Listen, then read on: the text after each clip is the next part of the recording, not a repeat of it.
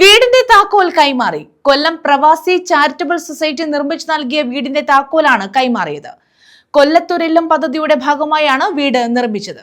ഇവിടെ ആയിരിക്കുന്ന എല്ലാവരുടെയും പേരിൽ, പ്രത്യേകിച്ച് ജനത്തിൻ്റെയും കുടുംബത്തിൻ്റെയും സഹോദരങ്ങളുടെ എല്ലാവരുടെയും പേരുള്ള നന്ദിയും പ്രാർത്ഥനയും ഏറ്റവും സ്നേഹത്തോടെ നിങ്ങൾക്ക് എല്ലാവർക്കും നേരുന്നു.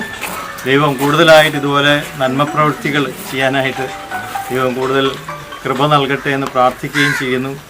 കൊല്ലം പ്രവാസ് ചാരിറ്റബിൾ സൊസൈറ്റിയുടെ നേതൃത്വത്തിലാണ് വീട് നിർമ്മിച്ചു നൽകിയത്. സാമൂഹിക പ്രതിബദ്ധത മുൻനിർത്തി നടത്തുന്ന പ്രവർത്തനങ്ങളുടെ ഭാഗമായി കൊല്ലത്തൊരില്ലം പദ്ധതിയുടെ ഭാഗമായാണ് വീട് നിർമ്മിച്ചത്. കൂട്ടായ്മ vice president Ratheesh Rajan, secretary Biju, project convener Padmachandra Prakash, Sajith എന്നിവർ ചേർന്ന് താക്കോൽ കൈമാറി. ഉല്ലാസ് കോവൂർ MLA, കൃഷ്ണേന്ദു, ശ്രീജിത്ത്, ജാസ്മിൻ യൂസഫ്, പ്രിയങ്ക, അഖിൽ തുടങ്ങിയവർ പങ്കെടുത്തു. ചാരിറ്റബിൾ സൊസൈറ്റിയുടെ പ്രവർത്തനങ്ങൾ വളരെ മാതൃകാപരമാണ്. ഈ പ്രവർത്തനങ്ങളാകെ നാട്ടിലെ പാവപ്പെട്ടവർക്ക്, സാധാരണക്കാർക്ക് ഗുണകരമാകുന്നു എന്നുള്ളത്. ഏകദേശം 500 പരം അംഗങ്ങളാണ് ഉള്ളതെന്ന് പറയുമ്പോൾ തന്നെ അവരുടെ വിഷൻ, നാട്ടിൽ എന്ത് ചെയ്യണം, ഒന്നും ഒരുപാടുണ്ടായിട്ടല്ല, ഉള്ളതിൽ നിന്നൊരംശം മാറ്റിവെച്ചാണ് ഇതൊക്കെ ചെയ്യുന്നത്.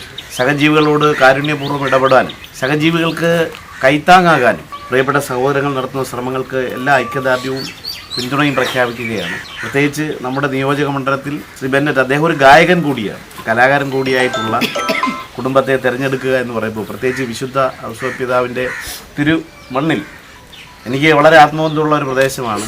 തീർച്ചയായിട്ടും ഇത്തരമുള്ള ആളുകളെ, യഥാർത്ഥ ആളുകളെ തിരിച്ചറിഞ്ഞ് കൊടുക്കുന്നു എന്നുള്ളത് തന്നെയാണ്. News bureau, Sasthamkotta.